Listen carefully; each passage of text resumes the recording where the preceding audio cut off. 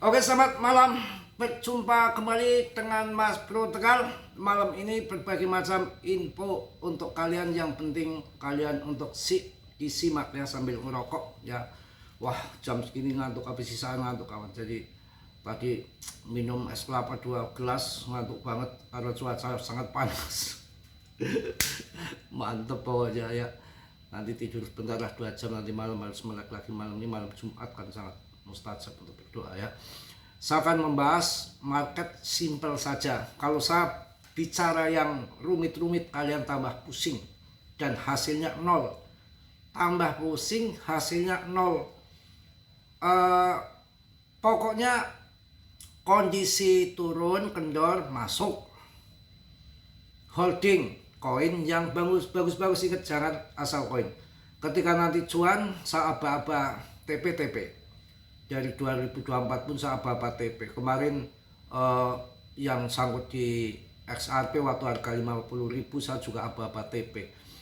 Sekarang pada sangkut lagi. Saya bilang kan waktu itu kan XRP itu kan ada penyumbang melalui jalur XRP akan disumbangkan untuk kebakaran California. Pada waktu itu sudah saya sampaikan itu naik tinggi itu nanti dijual lagi, dipindah ke California, habis XRP turun lagi. Saya bilang gitu. Malah waktu naik 50.000 tuh pada mau masuk, kalau lagi naik sama 32 rokoknya lah. Kuncinya simple, turun merah gini, koin yang bagus-bagus kalian masuk. Belum naik, sabar, tunggu sampai pump. Kenapa? Yang namanya berita-berita bikin pusing tapi hasilnya nol. Selat Hormuz selesai, perang selesai, market pump nggak? Market dimanipulasi mereka, dikontrol mereka sejak adanya ETF. Sekarang dia nakut-nakuti market, hancurkan market, kemudian nanti tahu-tahu ada stimulus besar-besaran, pam lagi yang diakalin uang siapa? Kemarin BlackRock ngakali uang institusi, perusahaan anak buahnya teknologi. Sekarang apalagi yang dimakan? Si Elon kemarin makan SpaceX. Ini adu ilmu, adu baneng, adu cerdik, Kim murni. Sekarang tempo hari pangkas suku bunga naik nggak? Pam nggak? Waktu si Fed sampai 3 kali tahun 2025 apa ya? Naik nggak? Nggak. Yang bikin naik itu uang masuk. Simpelnya gini kawan. Selat Hormuz perang usai, naik nggak? Kemudian info yang sangat besar, ketua sekuritas SEC sudah orang Trump, pasti nanti sudah nggak ada hambatan untuk regulasi kripto, nggak ada lagi fatfood kripto, nggak ada lagi ancaman sekuritas, investor makin terbuka lebar, ramah kripto, pam pret kan, meme juga kan.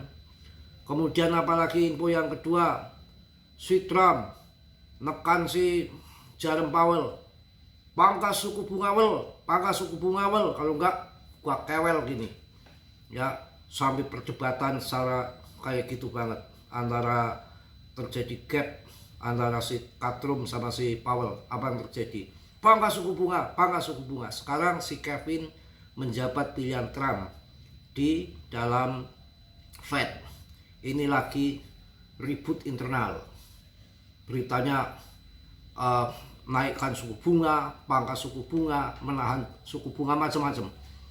Itu hanya omongan berkutakan cot biasa. Nggak usah pedulikan itu, bikin pusing. Pangkas suku bunga harapkan naik, nggak naik.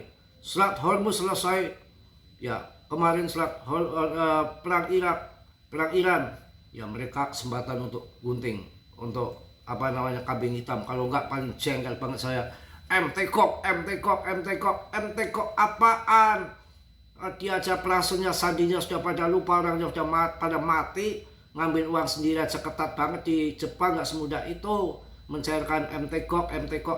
Kalau yang parah lagi, apalagi informasi ngebut DeepSeek Cina, apalagi kemarin kuantum, kiamat, nuklir, macam-macam. Ya ini saya kasih info sedikit mengenai Bitcoin.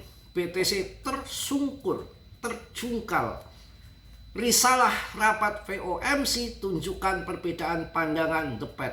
Sudah orang-orang Trump masih ribut saja. Yang penting BTCD masih di atas, artinya dana masih di BTC season. Gitu aja, simple aja. Kalau mikirin perang, mikirin Selat Hormuz, mikirin berita pusing itu biarin untuk urusan trader. Yang pemain-pemain jangka pendek dengan turun 1-2/5% dia ruginya banyak. Kalau naik 5% cuannya banyak, dia langsung gunting. Yang namanya modalnya triliunan dolar. Kalau kita kan modal receh, ya biarin saja ya. Pembukaan risalah rapat Federal Reserve, The Fed, ngepet sih langsung cuan ya. Terbaru memicu gejolak di pasar kripto, khususnya BTC. Setelah terungkap adanya perpecahan tajam di antara para pejabat Bank Sentral Amerika Serikat terkait kebijakan suku bunga dalam rapat yang dipimpin oleh ketua baru Kevin Waras. Seluruh anggota sepakat menahan suku bunga di level 3,50% hingga 3,75%. Namun demikian, dokumen tersebut juga mengungkapkan kekhawatiran mendalam terhadap ancaman inflasi yang dipicu oleh lonjakan investasi di bidang kecerdasan buatan ataupun AI. Situasi ini membuat pasar kripto termasuk Bitcoin langsung bereaksi negatif, memperhatikan betapa eratnya hubungan antara kebijakan makroekonomi dan pergerakan aset digital. Kuncinya gelongsor, kita ambil barang, naik cuan kita TP. Gak usah mikirin berita, karena pada waktu tahun 2022 itu wah kayak kiamat. Habis naikkan habis pangkas suku bunga tahun 2021, tahu-tahu tahun 2022 gencar banget si Powell naikkan suku bunga sampai tiap bulan, totalnya 1 tahun tuh 525 basis poin kalau nggak salah ya. Hancur-hancuran, pokoknya kiamat lah. Tahu-tahu ngepam juga. Apa artinya itu? Artinya ya game, permainan, manipulasi, dikontrol. Jadi pusing kalau lihat berita.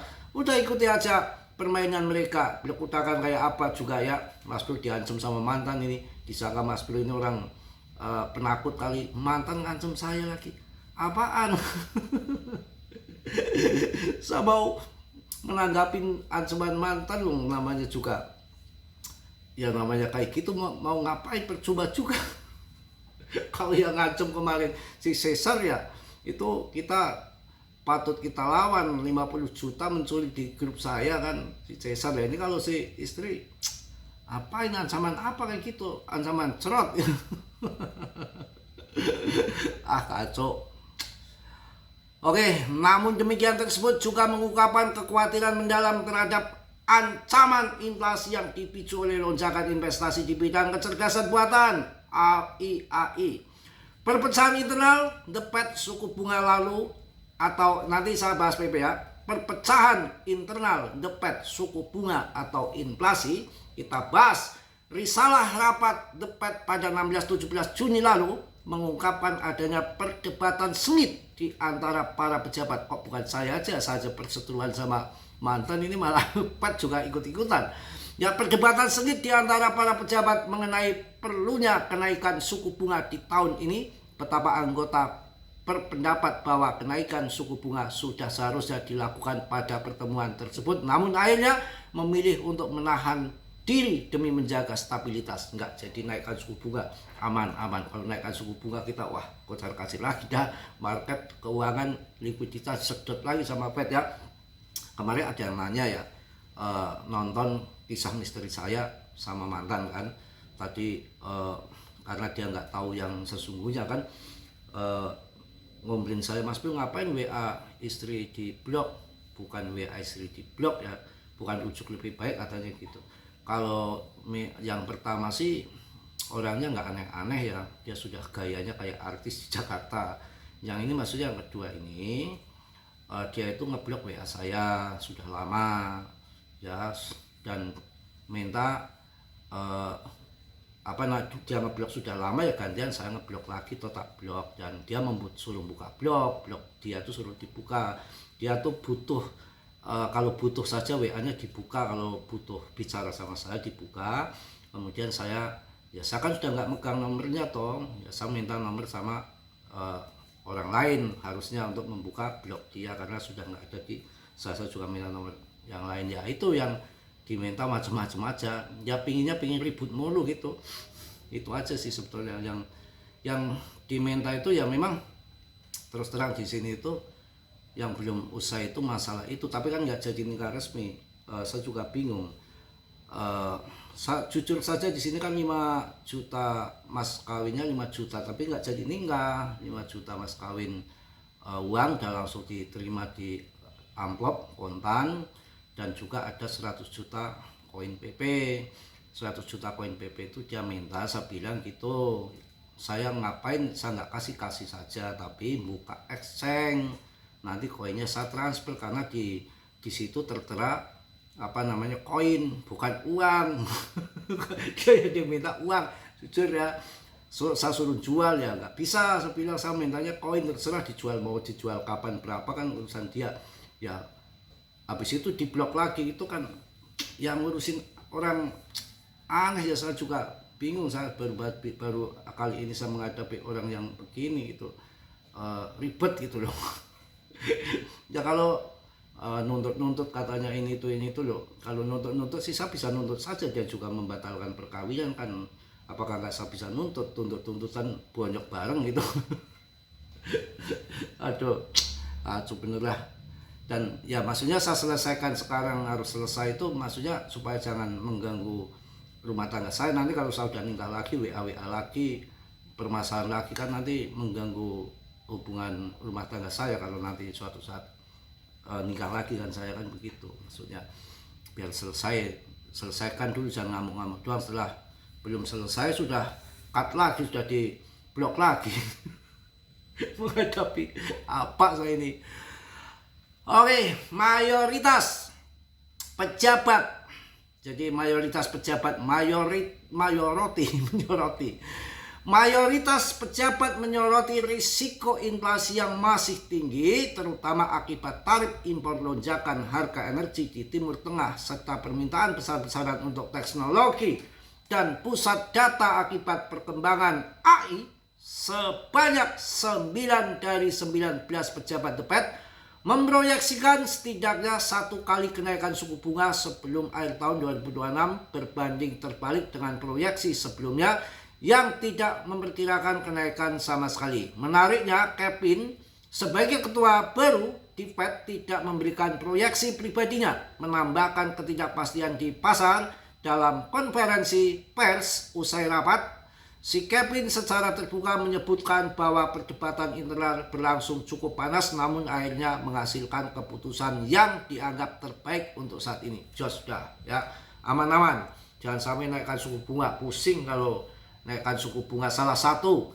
faktor utama yang menjadi perhatian Fed adalah ledakan investasi di sektor kecerdasan buatan yang memicu permintaan tinggi terhadap pusat data dan perangkat teknologi canggih. Para staf The Fed bahkan merevisi naik proyeksi inflasi untuk tahun 2026 dan tahun 2027 dengan alasan efek lanjutan dari tarif, gangguan pasokan energi di Timur Tengah, serta investasi masif di infrastruktur AI.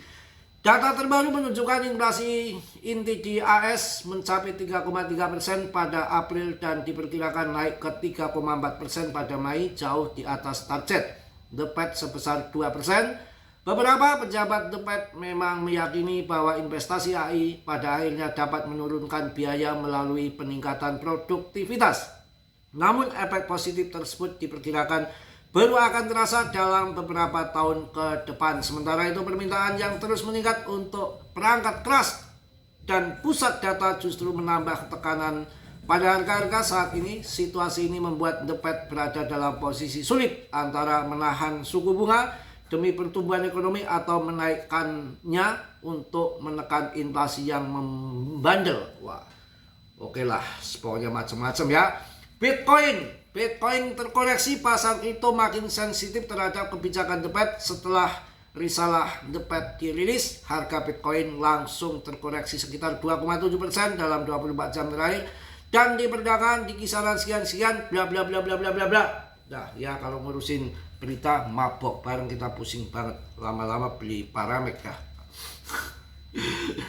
Bagaimana urusannya? Ya, naikkan suku bunga jelas hancur. Turunkan suku bunga tidak terbang market. Sulit toh.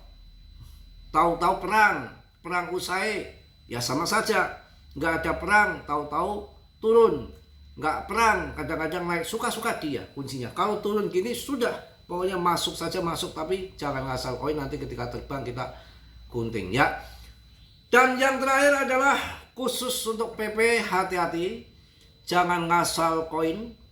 Karena koin yang akan bermasa panjang menurut saya menjadi koin yang permanen seperti Shiba Do, GPT, CPNB, ETH itu ada di PP untuk meme coin. Saya rasa tunggu saja kapan waktunya. Saya rasa 1-2 rupiah akan terjadi untuk koin PP dengan marketnya yang masih gede, ditambah lagi holdernya juga, investornya meningkat terus kawan ya.